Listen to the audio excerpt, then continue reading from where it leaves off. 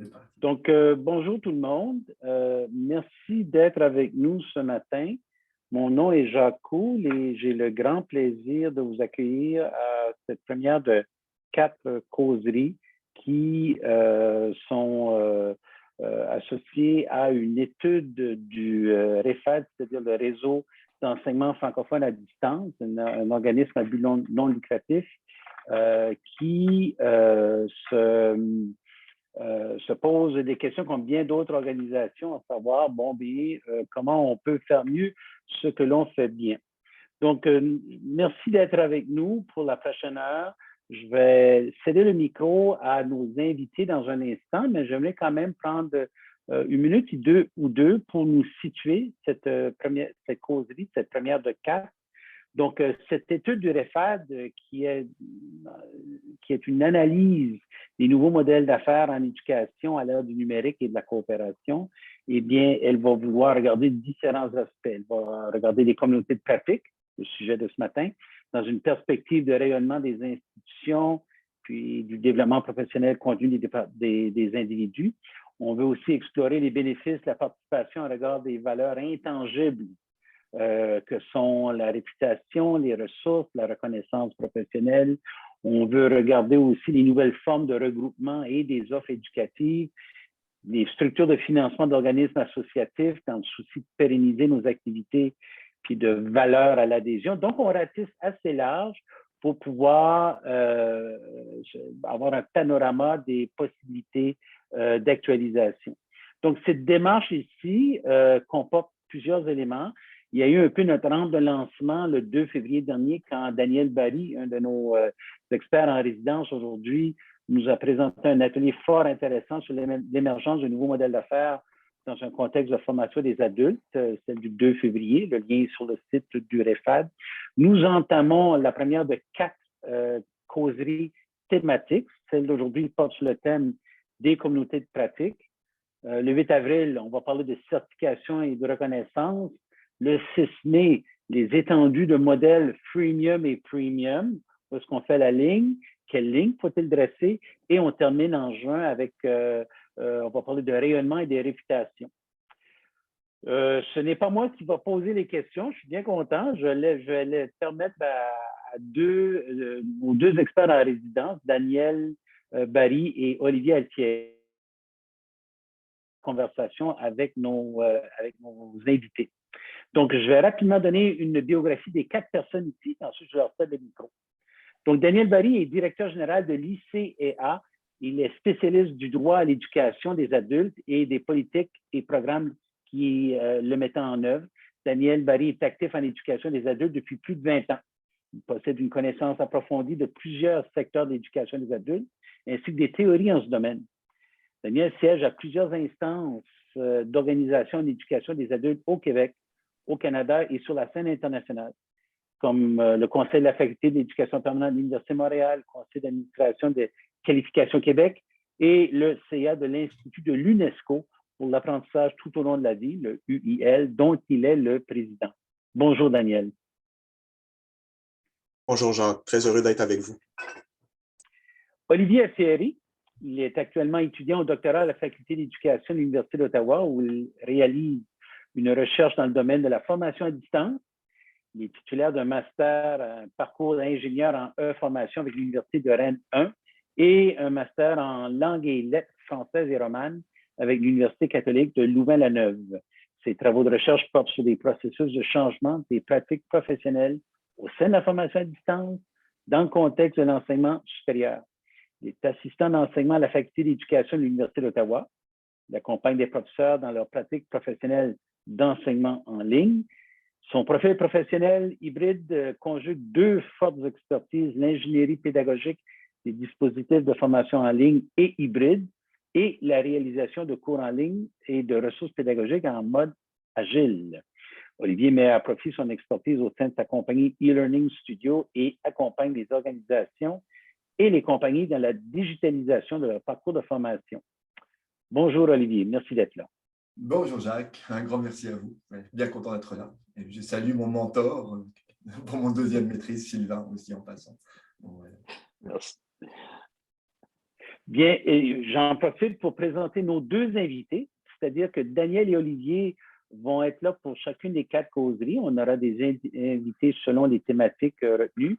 Et nos deux invités d'aujourd'hui, très heureux d'accueillir Harold Jarche, qui est consultant et un conférencier international très recherché par tous ceux qui, à titre personnel ou pour leur entreprise, veulent s'adapter efficacement à un monde en réseau. On le décrit parfois comme passionnément engagé dans la remise en cause des modèles de management et de formation du siècle dernier. Pour lui, la capacité d'apprendre est le seul avantage compétitif durable d'une époque où l'on vit perpétuellement en mode bêta. J'aime beaucoup cette expression-là. Harold conseille et accompagne les entreprises dans les domaines du leadership connecté, de l'apprentissage social, de l'apprentissage contenu en réseau, le PKM, et du travail collaboratif en entreprise. Il s'est aussi transformé des sujets ardus comme la théorie de la complexité en conseils pratiques. Diplômé du Collège militaire royal du Canada, Harold a servi pendant plus de 20 ans dans les Forces armées canadiennes dans des rôles de commandement et de formation. Il est aussi partenaire de l'Internet Time Alliance, un think tank international sur l'amélioration de la performance en milieu de travail. Merci d'être avec nous, Harold. Merci, Jacques. C'est un plaisir. Et le dernier et non le moindre, M. Sylvain Vaccarès, qui est en France, Paris, je crois. Sylvain est spécialiste de la formation digitale depuis 1995. Il dirige un cabinet de conseil Learning Salad qui accompagne les entreprises et les administrations dans la digitalisation de leur offre de formation. Il dirige également Skillbar, qui est un outil de développement professionnel basé sur une communauté d'échange de pratiques, mais aussi d'autres services. Sylvain enseigne dans plusieurs universités en France depuis plus de 15 ans. Sylvain, merci beaucoup de te joindre à nous aujourd'hui. Merci beaucoup pour l'invitation. Donc, le déroulement de la causerie. D'abord, un bref exposé d'Olivier et de Daniel sur les enjeux des communautés de pratique. Ensuite, Daniel et Olivier poseront des questions à nos deux invités. Pendant ce temps-là, moi, je vais surveiller de très près le clavardage dans Zoom ici et vos commentaires, même vos questions, qu'elles soient générales ou posées à une des personnes en particulier, je serai là pour les intercepter. On prendra un moment après pour avoir ces échanges-là avec les participants ici sur Zoom. Et après ça, on fera un tour de table pour les réflexions finales. Je reviendrai ensuite un mot de la fin, une invitation pour la prochaine causerie. Donc, sur ce, messieurs, je vous souhaite une excellente causerie et à vous la parole, Daniel et Olivier. Merci beaucoup, Jacques. Olivier, si tu le permets, je vais mettre au jeu quelques réflexions, puis je te laisse la parole par la suite. Je ne suis pas un spécialiste des communautés de pratique. Ma réflexion sur ce sujet passe davantage par l'apprentissage par les pairs, le peer-to-peer learning, une modalité plus générale d'éducation et d'enseignement. Et les communautés de pratique sont un cas d'espèce de cette figure très large de l'apprentissage par les pairs. D'une certaine manière, l'apprentissage par les pairs, c'est vieux comme l'humanité et certains anthropologues diront ce qui fait que le mot sapiens a survécu et est passé au travers des siècles et des siècles, c'est précisément cette capacité de formation, d'enseignement en communauté par les personnes. Et petite anecdote pour l'histoire, jusqu'en 1920, il y avait au Québec une fédération des cercles d'études. Les cercles d'études étaient empruntés à un modèle scandinave et les agriculteurs au Québec se réunissaient jusqu'à partir du milieu du 19e siècle en cercles d'études pour apprendre les nouvelles technologies, se former les uns les autres, etc. Donc, on avait une structure provinciale, une fédération de cercles d'études qu'on pourrait apparenter à des communautés de pratique, là, même si le concept de nos jours est assez différent. Je vais soulever deux éléments en particulier. Tout d'abord, les communautés de pratique, l'apprentissage par les pairs de manière générale est pas synonyme de communauté de pratique parce que l'apprentissage par les pairs peut prendre des formes en ligne assez développées pour ceux qui veulent approfondir. Là, le P2PU, le Peer-to-Peer University, est une université où des individus peuvent mettre en ligne des cours, des syllabus, des examens et des gens de partout à travers le monde peuvent peuvent suivre ces cours. YouTube est un autre exemple. À peu près n'importe qui peut prendre une vidéo d'une expertise, la mettre en ligne à la disponibilité de tout le monde, que ce soit mécanique, menuiserie, comptabilité, etc., etc. Mais là, on est en communauté un peu soft. Et nos experts pourront tout à l'heure mettre plus particulièrement qu'est-ce qui fait qu'une communauté de pratique est une communauté. Même si ces sites d'apprentissage par les pairs peuvent avoir des chats où les gens peuvent échanger les uns avec les autres, on peut dire que c'est peut-être pas au niveau de la communauté. Autre élément de réflexion, le numérique de nos jours est fondamental, mais les communautés de pratique ne se résument pas au numérique. En quoi le numérique les rend possibles, permet leur déploiement, permet d'installer des communautés à l'échelle planétaire. Et aussi, les communautés de pratique peuvent exister en présentiel. De nos jours, on dirait présentiel en ligne hybride. Qu'est-ce qu'une communauté de pratique uniquement en présentiel, en ligne ou en format hybride? Mais l'Internet, nécessairement, là, joue un grand rôle. Il y a un élément, je le soulève plus comme une réflexion, peut-être une hypothèse, mais on est dans des sociétés fortement scolarisées. Le Canada et le Québec, c'est près de 2/3 de la population qui ont un diplôme postsecondaire.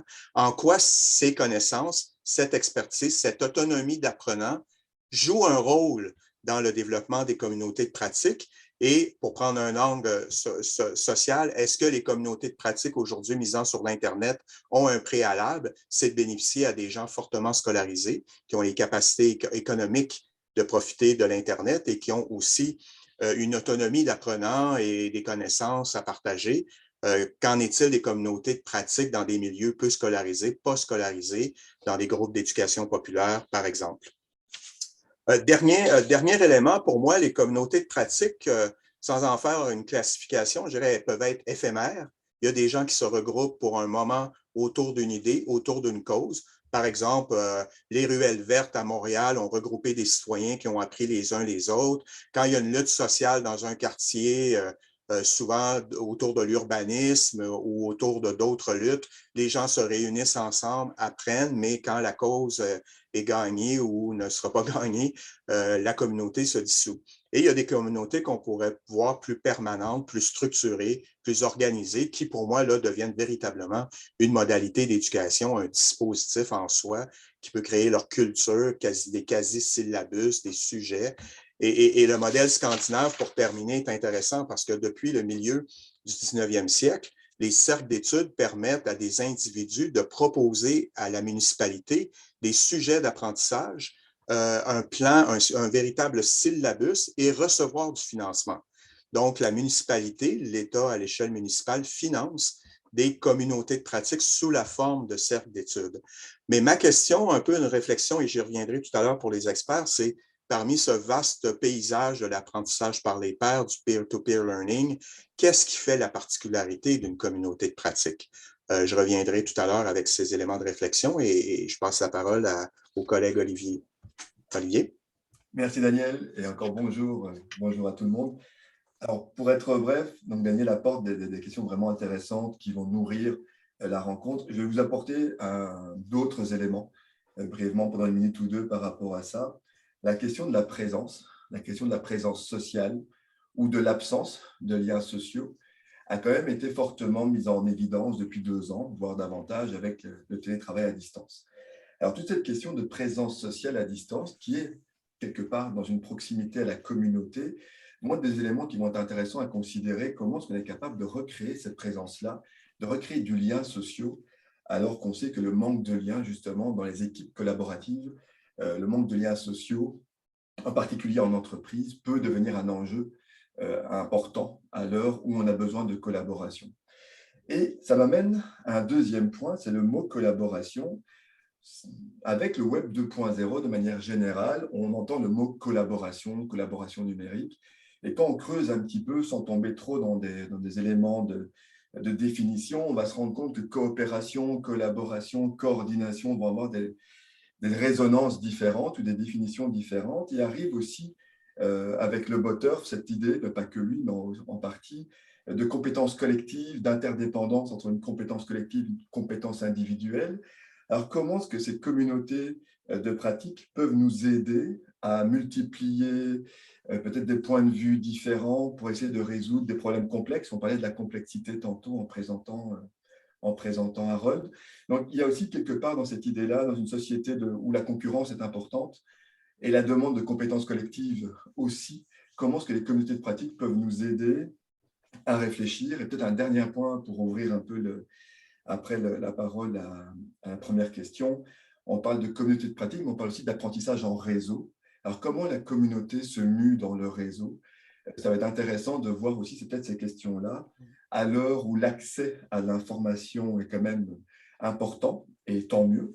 Comment est-ce qu'on arrive à se mouvoir en communauté au sein d'un réseau? Comment est-ce qu'on pourrait dissocier ou rejoindre? Comment on pourrait mieux comprendre le fameux réseau d'apprentissage ou les différents types de réseaux d'apprentissage avec des communautés d'apprentissage? Ce sera peut-être des questions qu'on pourra voir si on aura la chance de creuser avec nos invités aujourd'hui. Alors voilà, c'était les quelques points juste pour ouvrir les chakras aujourd'hui. Puis bien content d'être là. Donc Daniel, peut-être je te laisse lancer la première question. Merci Olivier. Je remercie là, Harold et Sylvain de joindre à nous pour ce sujet. Ma première question va être pour Harold. J'évoquais tout à l'heure que des humains qui apprennent les uns des autres, c'est aussi vieux que l'Homo sapiens lui-même. Ça a pris une panoplie de formes au travers de l'histoire, en présentiel grandement pendant un bon moment. Puis depuis que la technologie numérique et l'Internet est là, il y a un moyen qui s'ajoute. Parmi toute cette grande famille, comment pourrait-on, quelles sont les caractéristiques essentielles d'une communauté de pratique qui est l'objet de notre échange parmi cette panoplie de formes par lesquelles prend l'apprentissage entre personnes? Harold? Oh, merci. Moi, quand je regarde des communautés de pratique, la façon de vraiment établir si ça soit une communauté ou pas, on demande la question, est-ce que ça a changé mes pratiques? Si ça ne change pas mes pratiques, ce n'est pas une communauté de pratique. Mais Olivier a parlé de la collaboration. Et moi, je vois le flux des connaissances ou l'apprentissage social entre les gens et les professionnels. Il y a trois endroits où on travaille et apprendre. On a nos lieux de travail, nos équipes, ça c'est une chose là. On a aussi des réseaux, comme les réseaux sociaux, ça peut être sur l'Internet ou pas.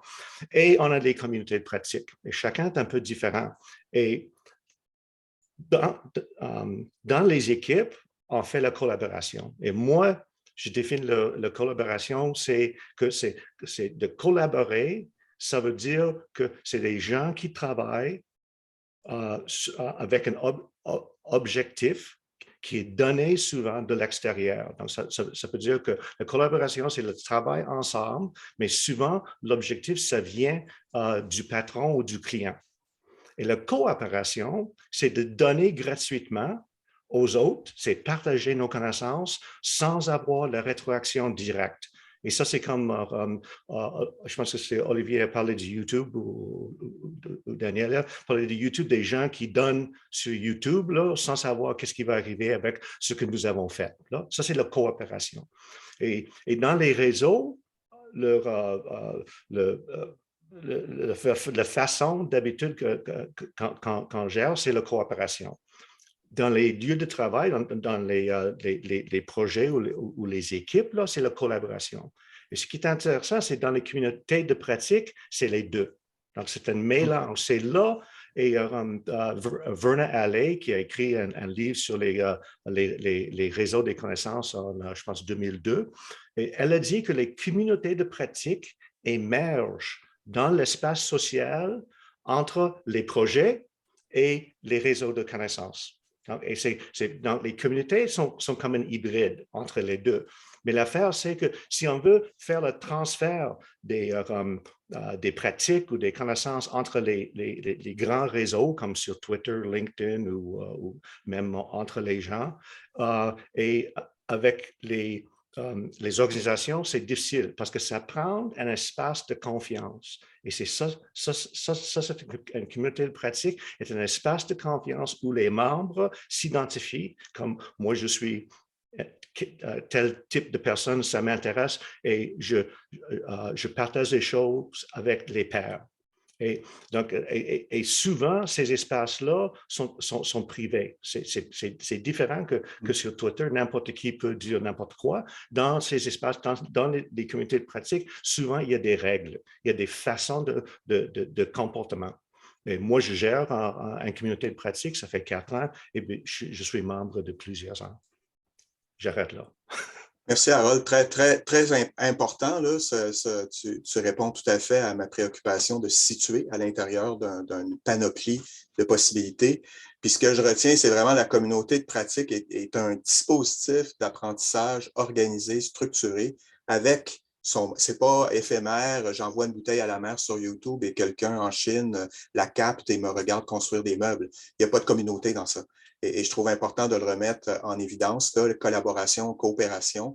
Puis aussi, ce que je trouve intéressant de souligner, c'est le lien avec les objectifs de l'entreprise. Et c'est ce qui fait des communautés de pratique professionnelle. C'est arrimé, c'est un dispositif d'apprentissage arrimé à ce qu'une organisation veut faire. Donc, ce n'est pas encore des cercles d'études de citoyens qui se réunissent autour de causes sociales aussi pertinents que ça puisse être. Fait que merci d'avoir bien distingué qu'est-ce qu'une communauté de pratique et aussi professionnelle. La dimension professionnelle aussi, là, ça permet de bien camper ce qu'on a à faire. Je peux juste ajouter un petit point. Fait, oui. Souvent, à l'intérieur des organisations ou dans les compagnies, il y a ce qu'ils appellent les communautés de pratique, mais ce n'est pas une communauté de pratique si tu n'as pas de choix d'être membre. Et ça, c'est une différence. Ah oui, OK, oui, important. Oui, tout à fait. Je laisse la parole à Olivier pour le prochain segment de notre causerie. Un grand merci. Ben, c'est bien, ça va nous mettre la table pour la deuxième question. Évidemment, vous allez voir qu'il y a un lien. On a préparé quand même des questions qui vont s'enrichir les unes les autres. Et puis, si jamais aussi, Sylvain, tu voudrais réagir par rapport à ce qui a été dit précédemment, sans toi libre, peut-être de vouloir commencer par là. La deuxième question, elle est davantage, et puis elle va toucher le REFAD aussi, parce qu'on a cette idée-là. Il y a beaucoup de choix de comités de pratique. On appartient tous probablement à des regroupements qu'on pourrait appeler de près ou de loin des comités de pratique ou des communautés professionnelles. On a donc affaire à une multitude de choix auxquels on pourrait adhérer avec liberté, si ce n'est pas le cas que nous impose, dire qu'est-ce qui va faire que je vais adhérer à une communauté plutôt qu'à une autre? Qu'est-ce qui va faire que je vais aller chercher de l'information? Donc, en gros, la question, pour la formuler telle qu'elle a été faite, ce serait quels sont les besoins pratiques ou professionnels que des personnes dont le temps est déjà fragmenté, atomisé par une multitude de choses, qu'est-ce qu'ils vont faire, qu'ils vont aller chercher ou adhérer à cette communauté-là. Donc, quels seraient les besoins pratiques ou professionnels des utilisateurs et comment est-ce qu'on pourrait les adresser dans une communauté de pratique? Alors, Sylvain, avec toute l'expérience aussi, la richesse que tu as, cette question, elle est pour toi. Je te laisse aller avec ça, pour rebondir et puis aller avec ça. Voilà. Ok, merci. Bon, donc c'est une question assez centrale. Et puis, pour moi, il y a deux choses en fait par rapport à ça. Il y a la première chose en fait. Le premier point, c'est qu'est-ce que les personnes qui vont rentrer dans une communauté vont percevoir comme bénéfice. Donc, une communauté, c'est un endroit où je vais apporter quelque chose, mais c'est aussi un endroit dont je vais retirer en fait des éléments. En général, dans les communautés de pratique, on cherche des choses pratiques. C'est en fait des choses qui vont me permettre d'évoluer soit à titre individuel, soit à titre professionnel, soit souvent les deux. Donc, il faut que le message soit assez clair en fait sur le bénéfice que les personnes qui rentrent en fait dans ces communautés peuvent retirer en fait. Et après, la deuxième chose, elle est liée à ce qui a été dit juste avant par Harold, en fait, c'est-à-dire qu'il y a une question de confiance pour moi qui est fondamentale. C'est-à-dire que pour que les gens, pour que quelqu'un rentre dans une communauté de pratique, je pense qu'il faut qu'il se reconnaisse, faut qu'il ait envie d'adhérer de façon, pas par rapport aux autres membres, par rapport à ce qui s'y passe, par rapport à un système de… Harold parlait de règles tout à l'heure, je pense que ça c'est important. Il y a peut-être aussi un système de valeurs, voilà, ces valeurs, ça peut être effectivement le choix que j'ai d'y rentrer ou pas. Quand c'est des communautés internes aux entreprises, c'est effectivement une vraie question. Mais ça peut être aussi dans la liberté d'action que je vais pouvoir avoir, dans la manière dont les gens vont réagir, dans la capacité aussi que j'aurai à mobiliser d'autres personnes autour du sujet, des sujets qui m'intéressent. L'idée de la communauté de pratique, c'est aussi de progresser. Et il me semble qu'il y a cet aspect-là aussi des choses. Il y a un premier côté finalement un peu pratique, un peu investissement, quoi. Je vais investir mon temps et quel retour finalement je vais avoir de cet investissement que je vais faire dans cette communauté. Et puis il y a est-ce que finalement j'ai confiance? Est-ce que je m'y sens bien? Est-ce que j'ai envie d'y rester? Qu'est-ce que ça m'apporte? Quel degré je vais avoir aussi le pouvoir d'agir aussi sur la communauté, sur son orientation, sur ce qui s'y passe. Et ça me semble vraiment voilà, les choses fondamentales. Et évidemment, pour quelqu'un qui crée une communauté ou qui veut organiser une communauté, c'est évidemment très difficile de savoir, d'être capable à la fois de mettre ça en place, mais en plus d'être capable de communiquer autour de ça, et puis de maintenir aussi cet état d'esprit. C'est pour ça que la plupart des communautés de pratique qui fonctionnent sont quand même des communautés privées, comme c'était dit tout à l'heure, parce que ça permet de circonscrire en fait dans un périmètre. Alors, ça peut être un périmètre de sujet, ça peut être un périmètre de profil, ça peut être des périmètres, on peut avoir différents paramètres. Parfois, d'ailleurs, on en combine plusieurs, mais c'est aussi souvent ça qui va permettre d'avoir une forme de noyau dur qui va permettre à la communauté de fonctionner, et puis ensuite de se développer, de s'étendre, d'accueillir de nouveaux membres et puis de se pérenniser finalement. Voilà, je ne sais pas si j'ai complètement répondu à ta question, mais c'est une causerie, donc il n'y aura pas de réponse fixe.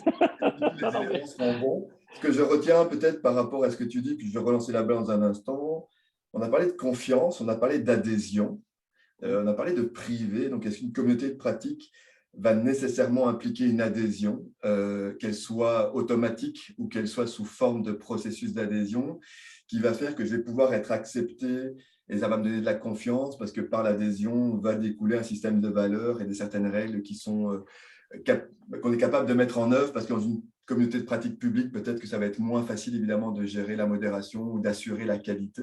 Donc tout le principe d'adhésion semble ressortir plusieurs fois en temps privé, venir chercher des éléments.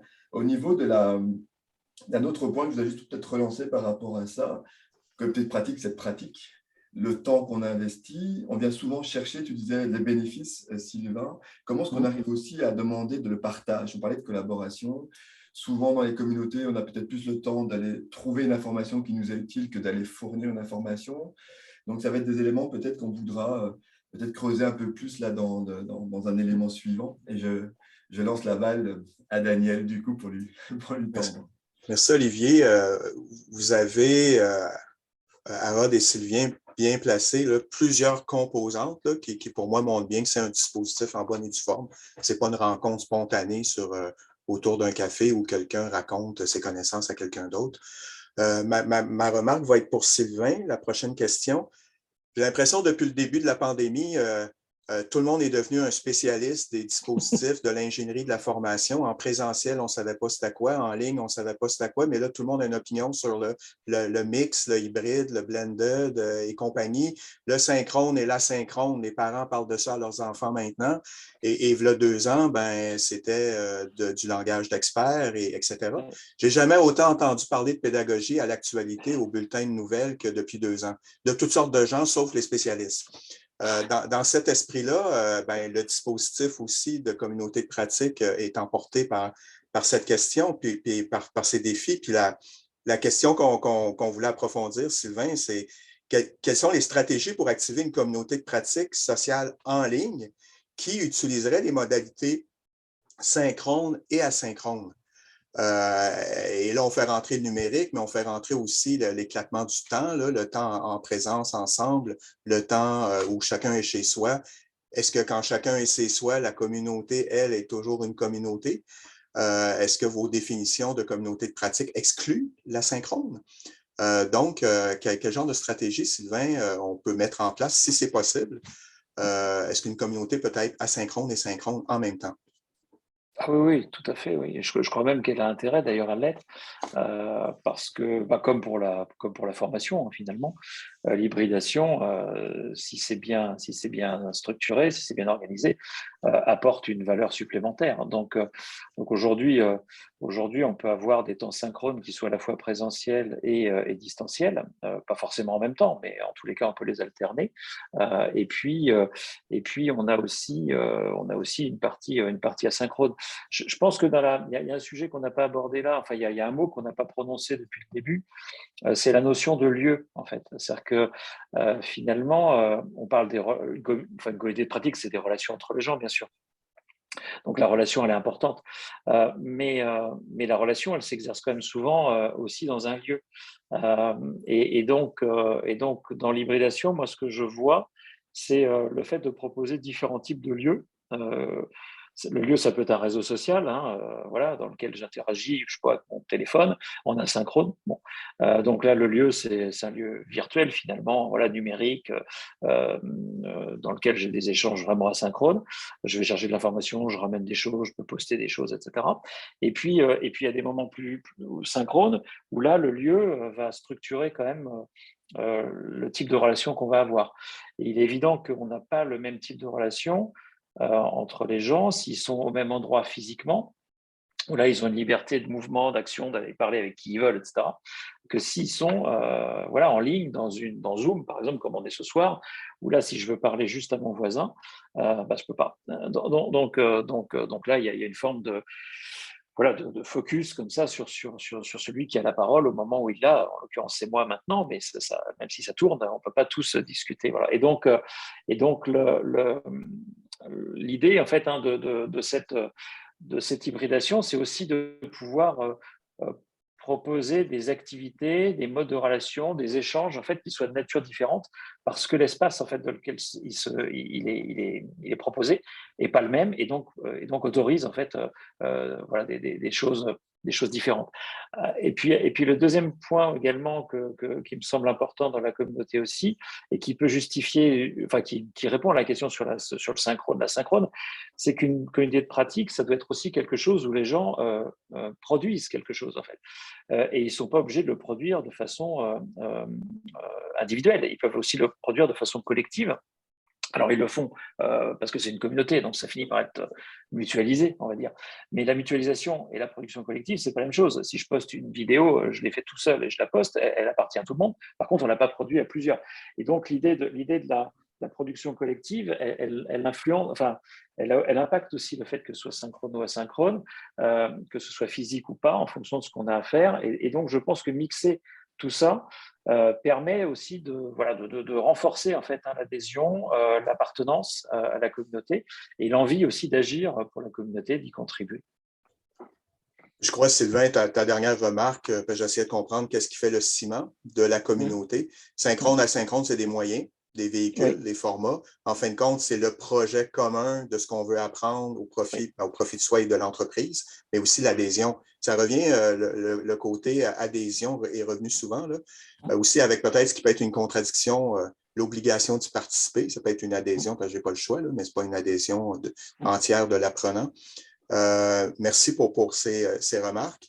Dernier tour de piste, Olivier, avec Harold, puis après, Jacques, tu pourras nous faire écho de questionnements dans le fil de clavardage. Exactement. Puis ça va permettre justement de continuer dans cette idée-là. Puis aussi, Harold, si vous voulez réagir sur la question précédente, parce que fondamentalement, vous avez sûrement envie peut-être aussi d'y réagir, donc n'hésitez pas si vous voulez commencer à ajouter quelque chose par rapport à l'animation de communauté, puis il y a peut-être un angle réseau et perpétuel mode bêta que vous pourriez peut-être, que vous auriez le goût de nous partager. Donc, sentez-vous bien libre de commencer par ça si vous le souhaitez. Et pour arriver sur la question qu'on avait préparée, mais je vais l'ouvrir un petit peu, mais je vais vous laisser voir comment est-ce que vous voulez y arriver. On parle beaucoup d'organisation en réseau, puis c'est ce mot réseau, puis on sait que vous travaillez aussi là, sur cette notion d'apprentissage en réseau. Puis là, on parle de communauté d'apprentissage. Donc, je crois que ce serait intéressant pour la communauté aujourd'hui, la communauté du REFAD en particulier, de voir un petit peu comment est-ce qu'on situe le réseau versus la communauté, comment est-ce qu'on verrait l'agencement et comment une organisation qui est en réseau, qui fait une multitude de membres, le réseau peut être ouvert ou fermé, comment est-ce qu'il peut tirer parti des communautés. Donc, Est-ce que le réseau, comment est-ce qu'on pourrait essayer de modéliser un minimum des réseaux, des communautés et à ce moment-là, offrir des services aux membres parce que c'est comme une grosse toile d'araignée. Et donc, on aimerait voir, peut-être vous faire réagir un petit peu sur ces idées de réseau, de communauté, de comment est-ce qu'on pourrait organiser et voir aussi peut-être sur l'animation, puisque vous animez aussi un réseau dans le cadre de vos activités. Peut-être que vous auriez aussi envie d'apporter des réflexions sur l'animation du réseau, peut-être selon des modalités hybrides qui gagnent à être conjuguées pour enrichir. Sylvain a parlé de production collective pour cimenter, pour pas juste peut-être poster des éléments nécessairement comme la vidéo. Donc, sur ces deux éléments-là, dans l'ordre ou dans le désordre, je vous invite peut-être à nous partager vos réflexions, si vous voulez bien. Merci. Non, c'est des bonnes questions. Puis j'aimerais commencer avec l'animation un peu. C'est une pratique que j'utilise et j'ai vu, et moi je ne suis pas la seule personne qui parle de ça, c'est le concept, la pratique de fermer les triangles. Donc, fermer des triangles, ça veut dire que je connais Jacques et je connais Robert, mais peut-être Robert et Jacques ne se connaissent pas. Right? Donc, au bon moment, quand il y a un besoin, moi je peux dire, hey, Jacques, ça t'intéresse, je sais, parle à Robert, et puis moi, je ferme le triangle entre nous. Donc, lui n'a pas besoin, même les connaissances n'ont plus besoin de passer par moi, d'être partagées entre ces deux-là. Et puis, il y aura une communauté ou un réseau qui a beaucoup de triangles fermés et plus efficace avec le partage des connaissances. Donc ça, si c'est juste une chose qu'on est capable de faire, c'est la fermeture des triangles et ce n'est pas seulement le gestionnaire qui est responsable. Ça peut être n'importe qui. Et je sais que entre nous, je suis certain que tout le monde ici presque le fait déjà. Oui, c'est une pratique. Mais c'est bon d'avoir comme une politique sur place ou juste un mode de travail. C'est, ici, on ferme des triangles. Puis, je sais, quand je partage avec des gens comme, j'ai un grand ami que je n'ai jamais rencontré, mais ça fait 20 ans qu'on se connaisse. Il est en Espagne, Luis Suarez, et puis lui, il y a un petit emoji pour le triangle. Donc, il n'y a même pas besoin d'expliquer ce qu'il est en train de faire. Et ça, je pense que ça lie au le quatrième question, c'est comme qu'est-ce que le REFAD peut faire pour aider pour créer ou aider les communautés de pratique? Moi, je pense que c'est une chose, c'est de fermer les triangles. On sait que des gens, parce que vous êtes capable de peut-être toucher tout le monde, donc peut-être il y a quelqu'un au nord du Québec qui a des mêmes besoins que quelqu'un à Montréal, et puis on va les mettre ensemble. Okay? Ça, c'est une chose que vous pouvez faire déjà. L'autre, c'est identifier des communautés qui existent déjà. Certainement, il y en a. Et puis, aller voir s'ils ont besoin de quelque chose, l'espace, l'argent, peut-être une place en ligne ou quelque chose, peut-être ils ont besoin d'un gestionnaire. Oh, ça c'est quelque chose, peut-être nous pouvons fournir quelqu'un qui peut gérer la communauté au début. Et l'autre, c'est la pratique de curation. Donc, on sait qu'il y a quelque chose qui se passe ici dans une communauté, dans une autre communauté, dans une autre communauté. Peut-être on peut prendre les connaissances, les mettre ensemble, puis faire sortir peut-être un livre blanc ou quelque chose comme ça. Donc, ça, c'est quelque chose que les organisations, les compagnies peuvent faire la même chose, oui, c'est la curation. Moi, j'ai mes connaissances qui ne sont pas codifiées, je partage des conversations avec des autres gens, et peut-être ce qui va sortir peut-être peut commencer à être partagé comme un post-blog, mais peut-être dans l'avenir, ça va devenir un livre blanc ou quelque chose de plus fort, plus long, comme ça. Donc, ça, c'est le rôle que je crois que les organisations et les réseaux comme vous peuvent jouer un peu. Par rapport à cette question-là, j'aimerais juste vous relancer pour une question. Donc, mettons qu'on a beaucoup de communautés de pratiques existantes, comme vous le dites, et qu'on essaye de les identifier, voire peut-être de créer des liens, puisque chaque communauté a pour objectif d'être une communauté, donc elle va être davantage centrée sur ses besoins et sur elle-même. Comment est-ce qu'on peut créer comme ça des ponts pour essayer de fédérer, de partager entre communautés, puisqu'évidemment, c'est un des enjeux du réseau, c'est qu'il se compose de beaucoup de communautés. Comment est-ce que vous verriez l'animation? Est-ce qu'on parle de l'animation d'un réseau de communautés? J'essaierai de voir, ce serait quoi votre réflexion? Comment est-ce qu'on arrive à pénétrer des communautés qui auraient des besoins très respectifs pour essayer de les faire davantage peut-être collaborer entre communautés? Juste voir, ce serait quoi votre réflexion par rapport à ça?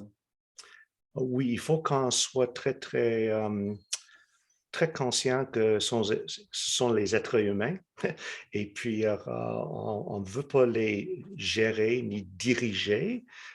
Donc, il faut écouter. Il faut, c'est ça, commencer par écouter et voir ce qui se passe. J'ai quelqu'un qui a pris un de mes cours il y a une quinzaine d'années.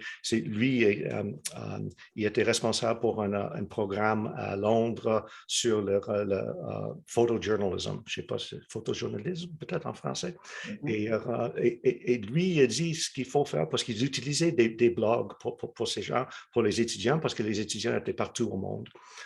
Et puis, il a dit que, je veux dire en anglais, you have to guide them with a very gentle hand. Okay, il faut qu'on soit très, très doucement. C'est comme la famille un peu.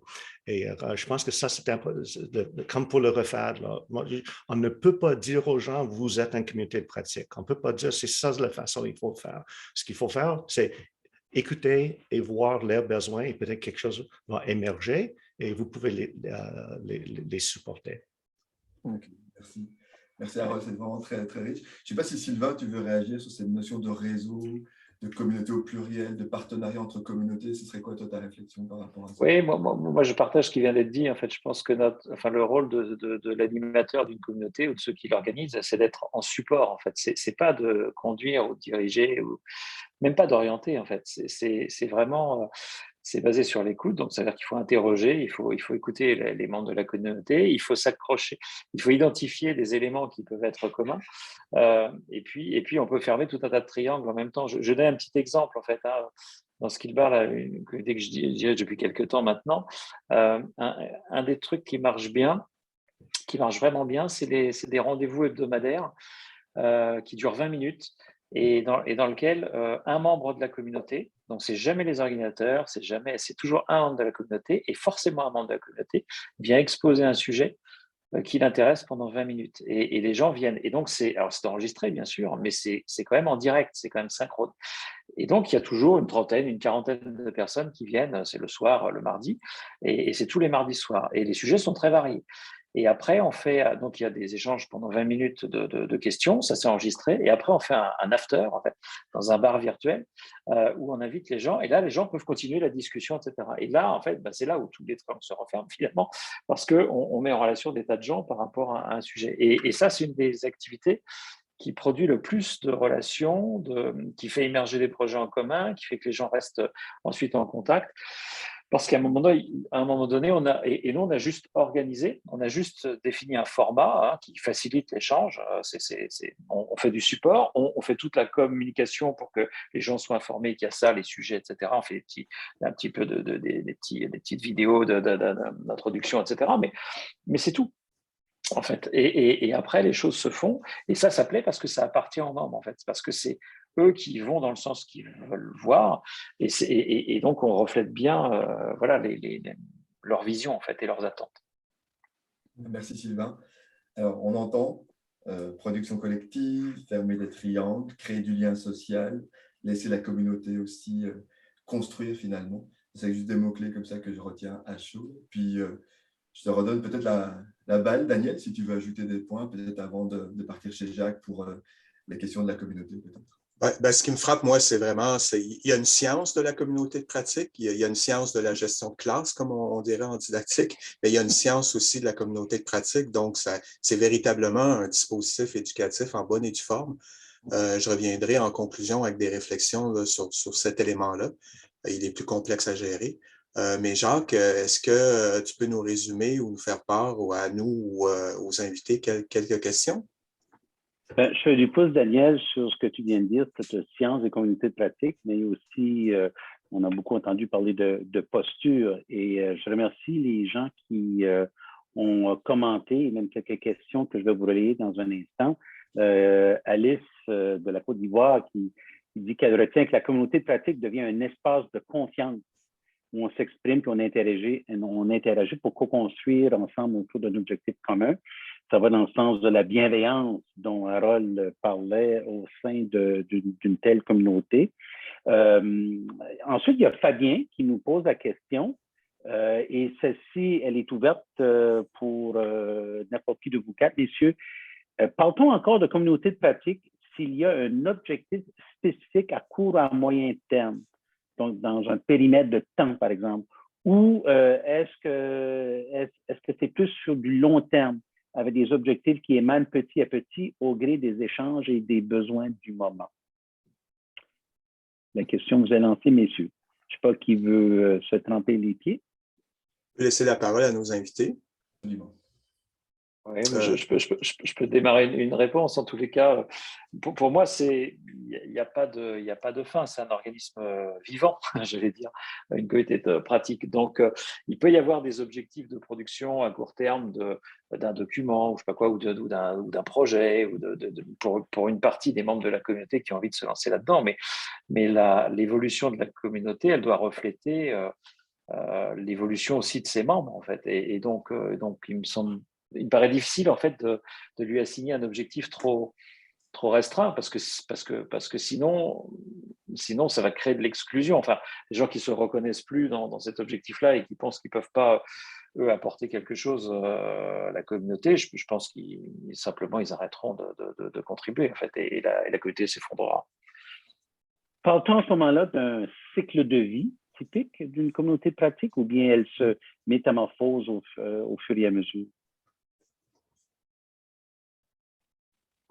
Moi, je pense qu'il y a un cycle à vie pour les communautés, certainement. C'est au début, ils sont peut-être excitants un peu. Moi, quand je conseille les gens qui veulent créer une communauté de pratique, c'est commencer très, très petit, 3-5 personnes maximum. Mais après ça, on a l'agrandissement et tout, et des fois, on a beaucoup d'énergie. Et ce que je vois aussi, c'est que souvent, les gens plus expérimentés sont avec plus de compétences dans le domaine. Après un bout de temps, ils ne trouvent pas grand-chose dans la communauté. Parce que la plupart des communautés sont visées vers les jeunes, les nouveaux, les novices et tout ça. Et je vois que les gens plus expérimentés vont partir et peut-être après ça, les connaissances vont disparaître aussi. Et moi, je trouve que c'est correct. C'est correct de fermer une communauté de pratique si ça ne donne plus de valeur aux membres. Mais moi, je vois les communautés de pratique plus au moyen terme. Je pense qu'une communauté de pratique à court terme, ce n'est pas vraiment une communauté parce qu'on n'a pas le temps de créer des relations en profondeur. Et si c'est trop long terme, oui, ça devient peut-être une autre chose. Ça devient le Ku Klux Klan ou quelque chose comme ça. donc, attention. Je ne sais pas s'il y a un lien à faire, mais il y a Omer qui nous pose la question. Je pense qu'elle s'adressait à Harold, mais oui. Est-ce qu'une communauté de pratique, est-ce qu'elle peut avoir comme objectif la remise en cause des pratiques précédentes, par exemple en pédagogie? C'est la question d'Omer. Peut-être c'est juste que ce soit ma deuxième langue, là, mais peux-tu le réexpliquer dans une autre façon pour moi? Est-ce que dans une communauté de pratique, on en profite pour vraiment mettre en cause des pratiques précédentes et de voir des commentaires, si j'ai bien compris la formulation d'Omer, dans l'exemple de la pédagogie, est-ce qu'une communauté de pratique peut servir à entrevoir de nouvelles façons de faire dans, par exemple, une pratique particulière en pédagogie?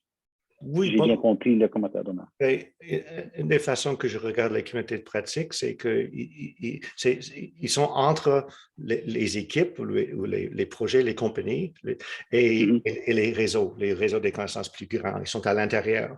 Donc, ce qu'ils peuvent faire, c'est qu'ils peuvent prendre des nouvelles pratiques. Que, oh, hey, nous avons fait quelque chose comme ça à notre compagnie. Ah oui, OK. Et puis, on discute dans un espace de confiance, là, puis on regarde. Et peut-être après plusieurs conversations et tout ça, peut-être on va le partager avec le grand monde, avec tout le monde. Peut-être on va sortir sur un blog ou quelque chose comme ça. Et puis, en même temps, on peut aussi prendre des nouvelles idées des réseaux, le grand réseau mondial, les regarder et peut-être les introduire aux équipes. Donc, le flux, c'est dans les deux sens. C'est avec les réseaux de connaissances et aussi avec les équipes de travail. En fin de compte, c'est le bêta perpétuel. C'est la place pour tester. C'est là où on teste, mais dans un espace de confiance. Ouais, parce qu'on ne peut pas le faire, on peut pas le faire sur Twitter ou LinkedIn ou quelque chose comme ça. Il y a trop de trolls, bots et tout ça. On a besoin d'un espace où on peut vraiment critiquer des gens, mais en confiance. Excellent. Merci, Daniel et Olivier, pour votre réflexion. Quelques réflexions rapides, puis laisser le mot de la fin à Sylvain et à Harold. De ma part, je trouve, j'ai tout le temps pensé ça, je le pense encore plus aujourd'hui, que le grand défi des communautés de pratique, c'est briser le moule du dispositif scolaire, où la gestion est centrée sur un prof qui guide et accompagne des apprenants qui sont relativement passifs, mais récepteurs. Et il faut briser ce moule-là parce qu'on participe à une communauté de pratique avec toute sa culture, ses pratiques elles-mêmes. Et son dispositif, il y a une mise en réseau, puis une décentralisation où tout le monde est l'enseignant et l'apprenant en même temps, à différents moments, produit du matériel, en consomme, etc. Et il y a le côté collectif. Et peut-être un des grands défis, c'est vraiment de briser cette conception scolaire pyramidale, je dirais quasiment, qu'on a et qui est profondément imbriquée. Là. Tout le monde passe par 12 ans du système taylorien, du réseau scolaire minimalement, et d'autres, c'est beaucoup plus longtemps, jusqu'à 30 ans avec un doctorat. Et c'est un grand défi, le scolarocentrisme, qui est aussi profond dans nos attentes comme récepteur de connaissances et d'être aussi un individu qui partage. Et ça, pour moi, pour une organisation, ça reste un grand défi d'installer des communautés de pratique. Olivier? Alors, quelques mots-clés, là, juste pour. Puis je vais lancer une bouteille à la mer comme question aussi là, pour nos deux invités, si jamais ils veulent y répondre pour terminer. Je retiens la question du bénéfice. Qu'est-ce que je vais y trouver? Sylvain parlait de ça. Un message clair. Donc, il y a toute une promotion, une communication de la communauté qui est quand même importante pour y voir un intérêt. Sinon, on risque de ne pas savoir exactement pourquoi est-ce qu'on y va et elle risque peut-être du coup de mourir. Et c'est correct si elles meurent. Les communautés peuvent être éphémères ou elles peuvent être sur du long terme, dépendant de ce qu'elles auront à offrir ou de ce qu'on est capable d'y trouver. Donc, il y a cette question toujours de l'offre et de la demande qui me semble important et de la capacité d'y communiquer, de ce que j'entends. On a aussi parlé de la capacité de s'identifier à la communauté puis de partager avec ses pairs. La question de bienveillance, on a dit qu'il y avait de l'adhésion, que c'était probablement plus quelque chose de privé. Amener la question du lieu. J'aurais aimé peut-être questionner sur le tiers-lieu ou l'espace neutre, mais ça pourrait un autre tantôt. On a parlé de production collective, si on les amène à se mobiliser ensemble dans des activités de production. Probablement que là, on va avoir du ciment qui permettrait de fermer ce fameux triangle, Carole nous parlait, être capable de créer finalement du lien social dans des after-bars pour fermer des triangles, after numériques. Je trouvais ça vraiment intéressant aussi comme idée. Alors moi, voilà, c'était un petit peu les mots-clés que je retiens d'aujourd'hui pour ce que j'en ai entendu. Puis un grand merci déjà. Je sais que d'autres personnes vont faire les remerciements, mais un grand merci à Harold et à Sylvain d'être là. Moi, une des questions que je me pose, peut-être si ça peut noyauter votre conclusion respective, c'est que si je vous demandais une bouteille pour le futur, un petit peu comment vous voyez vos communautés respectives d'ici 5 à 10 ans ou à 15 ans, ou l'évolution ou la mutation, c'est quoi votre vision futuriste? Amenez-nous dans le futur un petit peu. Et enfin, si vous avez envie pour nous dire comment est-ce que vous verriez ça évoluer à l'ère du Web 2, 3, 4, 5.0, Web sémantique, intelligence artificielle, si on devait un petit peu se donner de la hauteur, comment est-ce que vous verriez ça? Si jamais. Mais sinon, ce sera pour un autre tantôt. Je vous remercie, puis à vous la parole. Je peux commencer si vous voulez. Moi, la manière, enfin, ce sur quoi je travaille en ce moment, d'ailleurs, c'est le futur très proche, mais je sais pas, je vois pas très loin parce que c'est difficile de voir loin. Mais moi, ce qui me semble, ce qui m'a frappé toujours, quand même, c'est que on considère la communauté de pratique comme quelque chose de, en plus du système de formation ou en plus de l'organisation, du management, ou voilà, enfin de tout ce qui existe finalement pour structurer le travail, l'apprentissage, le développement de compétences, etc.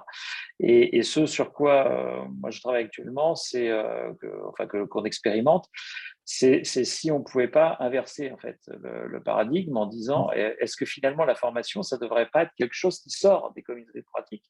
Est-ce que le besoin de formaliser en fait la formation, il ne devrait pas venir justement de cette réflexion, de ces expérimentations, de ce bouillonnement qu'il y a à l'intérieur d'une communauté de pratique? Est-ce que c'est pas ça en fait est-ce que c'est pas dans ce sens-là finalement que ce serait plus efficace? Parce que ça aurait l'avantage d'embarquer les gens et de les faire adhérer, évidemment. Et puis, ça permettrait aussi, parce qu'on a parlé des novices et des anciens, c'est Harold qui parlait de ça tout à l'heure, et c'est une vraie question, ça. La question, c'est est-ce que je dois sortir de la communauté ou pas? Si c'est une communauté professionnelle et que je fais toujours cette profession, c'est embêtant si les gens expérimentés s'en vont, en fait. Donc, il faut leur donner un rôle. Et il me semble, moi, que le rôle, c'est d'accueillir des nouveaux collègues, en fait. C'est voilà, des nouveaux membres, mais aussi, enfin, si c'est une communauté professionnelle, c'est des nouveaux professionnels, finalement, dans mon métier. Et donc c'est peut-être là que ça se joue, en fait. C'est peut-être dans cette, voilà, en partant de ces pratiques et de ces communautés, de ce qu'on formalise et de la manière dont on l'organise avec cet espace de liberté et de confiance qu'on a évoqué tout à l'heure, c'est peut-être là qu'on a un terreau pour faire pousser de la formation d'une qualité supérieure. Voilà. L'aspect intergénérationnel est vraiment intéressant aussi. Merci de l'amener. Harold, je ne sais pas si vous voulez. Oui, juste peut-être quelques dernières pensées. Ce que j'ai vu dans 2 ans, là, nous, on a vécu, ça existe encore, une pandémie. Et puis récemment, la guerre en Ukraine a commencé. Ça, c'est 2 choses très, très complexes. Alors, moi, je ne connais pas l'Ukraine, je suis ancienne militaire, mais vraiment ancienne. Et puis la pandémie, là, j'ai une bac en histoire. Donc, je ne connais pas l'épidémiologie et les vaccins et tout ça, mais j'ai appris beaucoup de choses dans les derniers 2 ans. Et c'était parmi mes liens en confiance avec des gens. Pour la pandémie, j'ai commencé parce que j'ai déjà connu une professeure à l'université Oxford Medical School, puis elle est vraiment reconnue mondialement maintenant comme un des experts sur la pandémie, s'appelle Trish Greenhealth. Et puis, ça m'a aidé parce que moi, j'ai regardé que, OK, je te connais, on se connaît assez bien, là, j'ai confiance à toi, là, puis toi, tu fais ces recommandations-là. OK, moi, j'ai maintenant, c'est ça, ces liens-là, ces relations établies en confiance. Et de plus en plus, je pense que c'est critique pour n'importe quel citoyen d'avoir ces liens-là pour faire du sens, en particulier avec le fake news, le misinformation, tout ce qui se passe au monde maintenant, là. Donc, pour moi, ça m'aide à faire du sens du monde et je pense que n'importe quel citoyen professionnel, n'importe qui a besoin de ces communautés-là, de ces relations-là, et ces relations prennent du temps. Donc, il faut commencer, il faut établir la confiance, puis après ça, on peut peut-être partager les connaissances. Merci beaucoup, Harold. Oui. Merci beaucoup, Harold. Et ben, Jacques, j'allais justement te passer la parole pour mener au rivage notre barque. À toi, Jacques. Merci beaucoup, Daniel. Merci beaucoup, Olivier, pour vos questions et vos réflexions. Et merci très spécial à Sylvain et à Harold. En vous écoutant tout le monde partager ces choses-là, puis en suivant la discussion en clavardage, je suis senti un peu dans cette dynamique-là d'une communauté où j'entends plein de choses, j'apprends plein de choses, puis après ça, c'est dans une posture réflexive par rapport à ma pratique professionnelle. Donc, je pense que c'est ce qu'une communauté de pratique peut apporter. On l'a vécu un peu en micro-échantillon au sein de cette causerie ici. Donc, messieurs, je vous remercie grandement. J'apprécie aussi la belle écoute et les beaux partages qu'on a vus sur le clavardage. On pourra en parler très longtemps.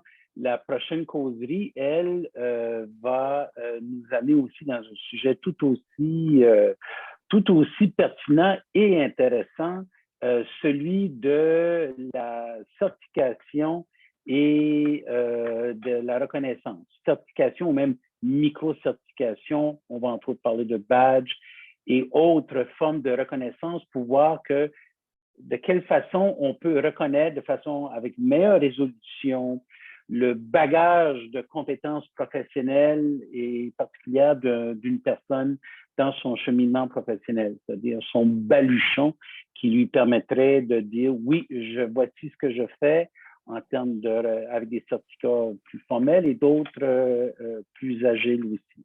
Donc, nous aurons toujours en compagnie de Daniel et Olivier deux invités, Geoffroy Garon-Épaule qui exerce une veille fort dynamique sur l'évolution des badges numériques et Maxime Pelchat, qui est stratège numérique au Cadre 21, un organisme qui reconnaît justement par moyen de badges numériques le développement de nouvelles compétences.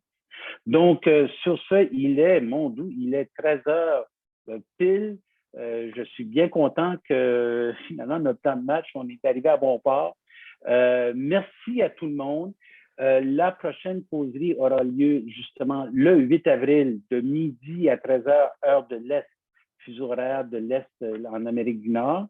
Et sur le site du REFAD et aussi par d'autres moyens de diffusion, vous aurez le lien pour vous inscrire ou de faire part aussi pour comme faire allusion au triangle d'Harold, apporter un ami. Donc, sur ce, merci beaucoup tout le monde et à très bientôt.